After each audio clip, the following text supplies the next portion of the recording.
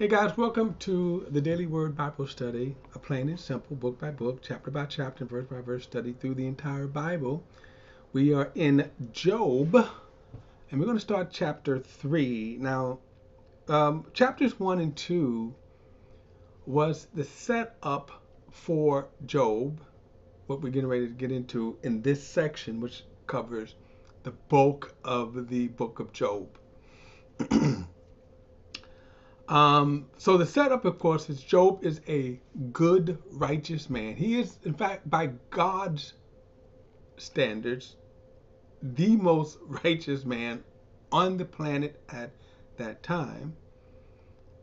And then Satan says, "Well, of course, Job, you know, likes you, God, because you blessed him. Look at how you blessed him." We did see how blessed Job was.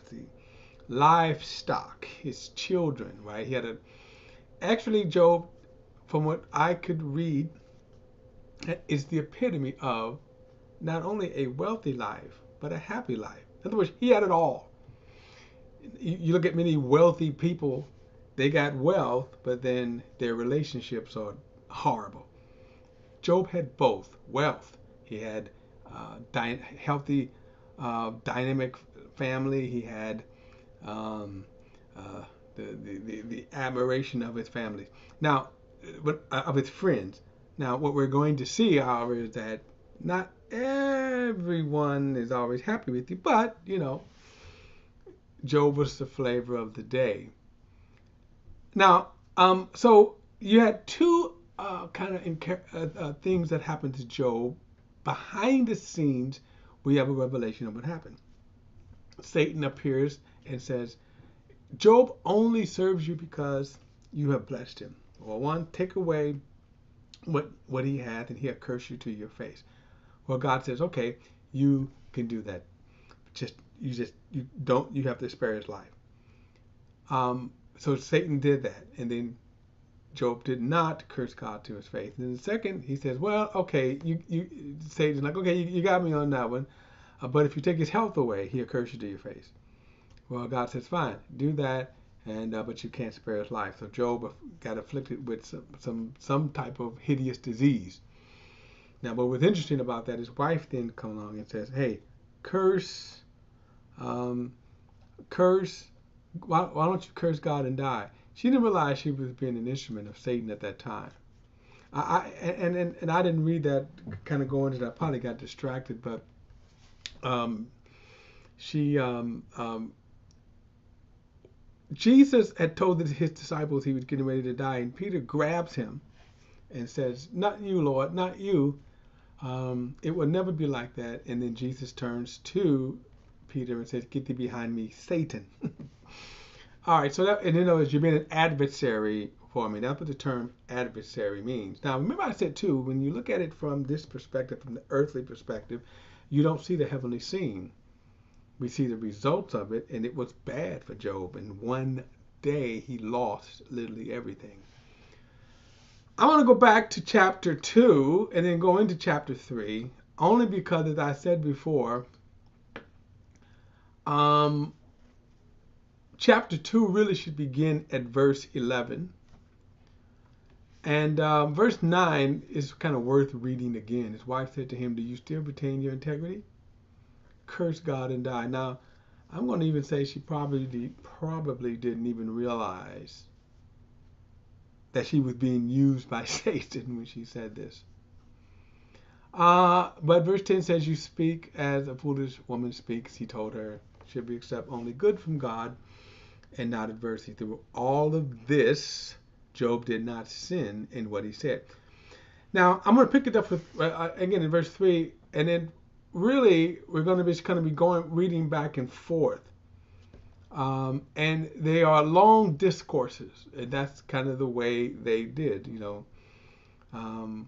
We're taught in writing sometimes to be concise, sometimes even in speeches and in writings to be concise.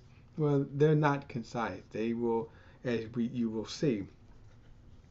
So from chapters 3 to about chapters 36 is where you're going to see just a back and forth of discourses.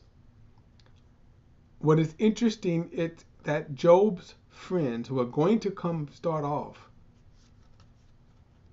sympathetic, and then quickly they're going to turn on Job. And so these discourses is pretty much, Job, admit you sinned. You did something wrong for this to happen to you. And they're going to do their best. And Job's going to be like, no, I didn't do anything wrong. No, no, no, no, no, no. I did nothing wrong for this. And by the way, Job was right. Job didn't do anything. By God's own admission, he says, you incited me to destroy Job without a cause. Okay? All right, so verse 11 says, now when Job's three friends, Eliphaz the Temanite, and Bildad the Shuhite, and Zophar the Naamite, heard about all this adversity that happened to him, each of them came from his home. They met together to go sympathize with him and comfort him. And when they looked from a distance, they could barely recognize him. They wept aloud. And each man tore his robe and threw dust into the air and on his head.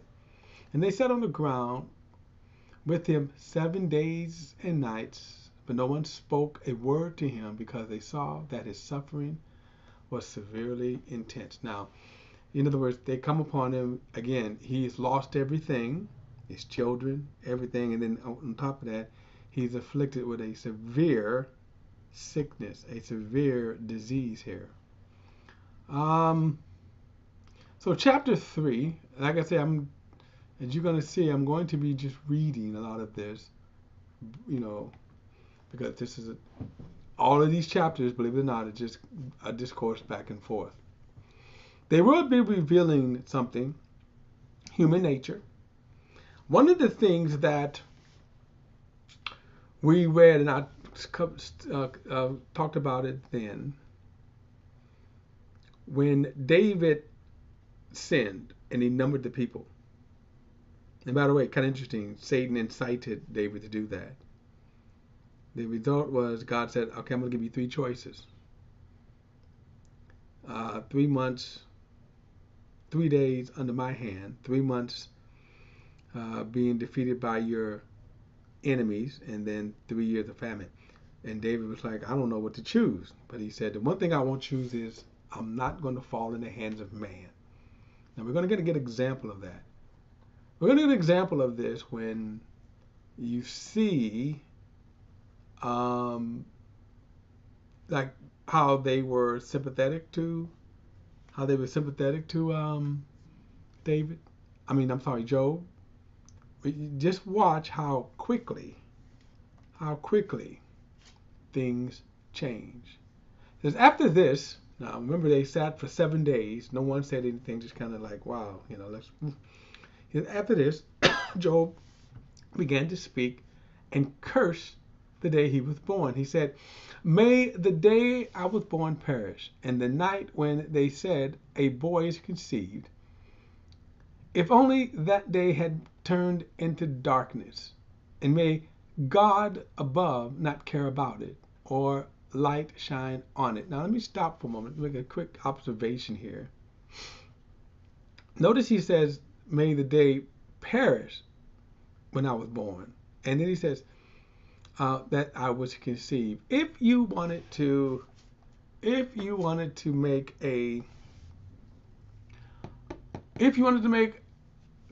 an argument here for pro-life, this is kind of interesting that you could make one here. That notice he's careful to say conceived and not kind of born in itself. In other words, may the day perish in the night when they said a boy is conceived. Kind of interesting. Anyway, he's not making the argument. I'm just throwing that thought out there. It's going to be a long discourse, by the way, y'all. If only the day had turned to darkness, may God above it not care about it, or the light shine on it. May darkness and gloom reclaim it, and a cloud settle over it. May an eclipse of the sun terrify it. If only darkness had taken that night away. May it not appear among the days of the years or be listed in the calendar. Yes, may that night be barren. May no joyful shout be heard in it. Let those who curse certain days cast a spell upon it. Those who are skilled in rousing Leviathan. Now, Leviathan here is what, as best we could say, is we don't know if this creature is extinct, but it is a sea monster, a very large sea monster. Okay, that's the best way to describe it. Now, like I said, the only reason why I say we don't know if it's extinct or not because no one, in a sense, have kind of seen it. All right. Verse 9 says, "May its morning stars grow dark, or may it wait for the daylight, but have none. May it not see the breaking of dawn, for the night did not shut the doors of my mother's womb, or hide sorrows from my eyes." Right? I wonder if this is another way of saying, my dad didn't pull out. I'm being funny here. Verse 11 it says, "Why was I not stillborn? Why didn't I die as I came from the womb? Why did the knees receive me? And why were there breasts for me to nurse? Now I would certainly be lying down in peace. I would be asleep. Then I would be at rest." Now, of course, he is speaking from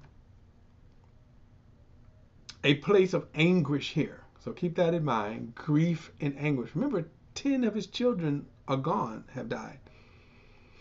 When you think about the fact that he lost his wealth is enough, but remember he lost 10 kids. He said, "With kings and council of the earth who rebuilt ruined cities for themselves, with the princes who had gold, who filled their house with silver, or why was I not hidden like a miscarriage child, like infants who have never seen daylight? There the wicked cease to make trouble, and there the weary find rest." Now, kind of interesting.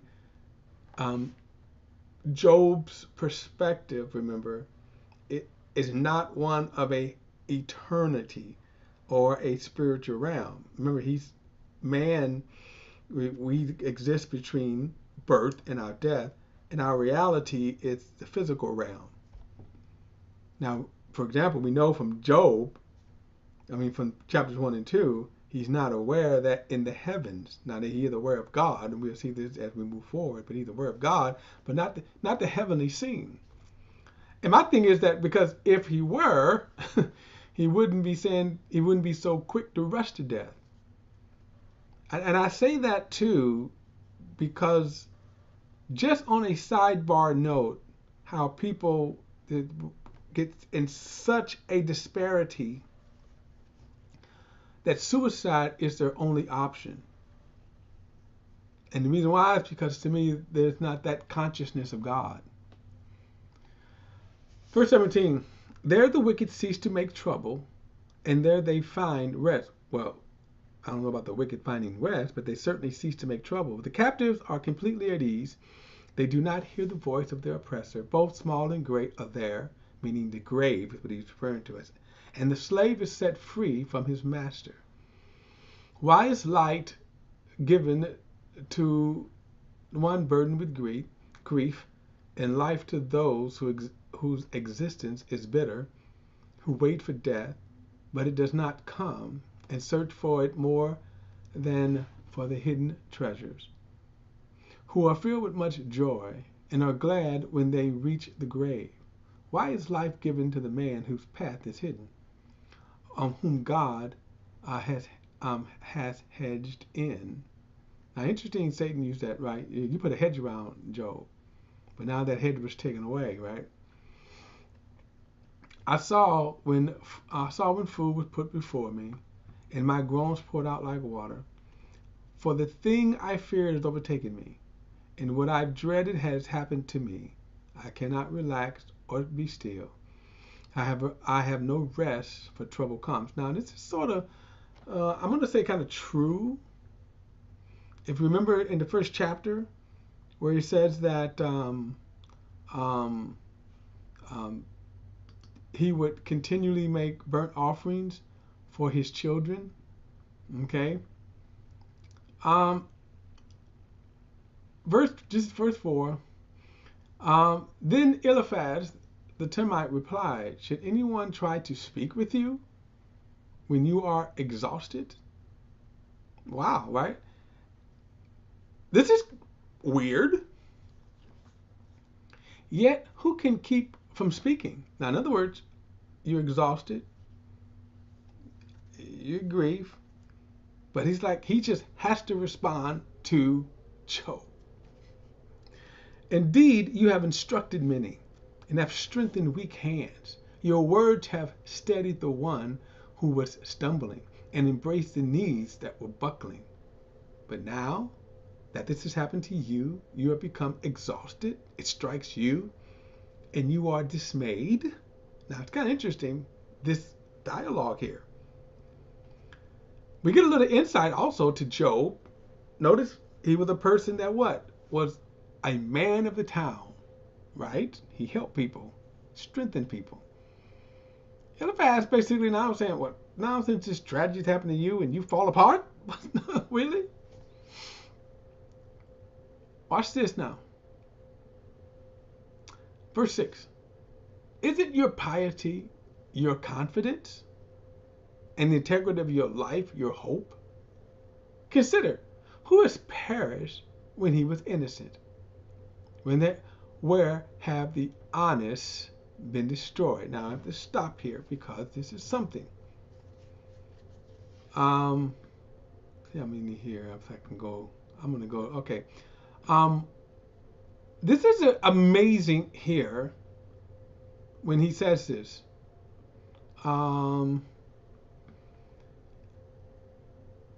These friends to me are revealing how they always felt.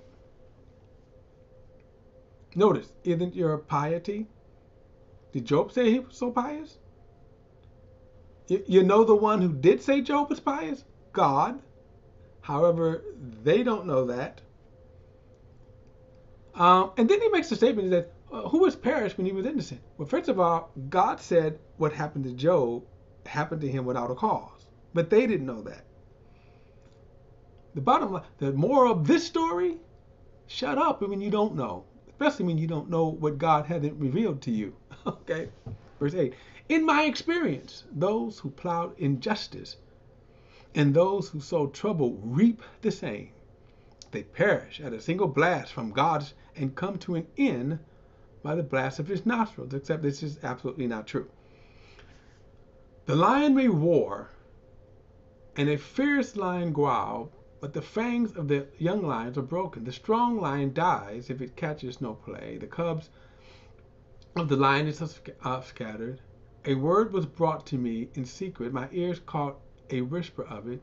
Among unsettling thoughts from visions in the night, when the deep sleep descends on man, fear and trembling comes over me and made all my bones shake. A wind passed by me, and I shuddered with fear. A figure stood there, but I could not recognize its appearance. A form loomed before my eyes. I heard a quiet voice. Can a man be more righteous than God, or a man more pure than his maker? If God puts no trust in his servants and he charges his angels with foolishness, how much more those who dwell in clay houses, whose foundation is the dust, who are crushed like moth, they are smashed into pieces from the dawn to dusk. They perish forever while no one noticed, and their tent cords are not pulled up. They die, notice this, without wisdom. Now I could tell you, having gone through a tragedy, my first wife passed away, and sometimes people can be heartless and just horrible. And what is interesting is that now they're speaking for God. We will see later that God will kind of correct them on this, that you had no business speaking in my name. or representing me. They're going to get them for that. And like I say, notice they've gone from being sympathetic to automatically automatically accusing Job of just being wicked. In other words, Job, you had to do something wrong for all this to happen to you, and all of this. Anyway, we'll pick it up in chapter 5. Don't forget to like and share this video and subscribe to BP, the Bible Perspective. As always, if you have a thought or comment, add it to the comment section below. All comments are welcome. See you in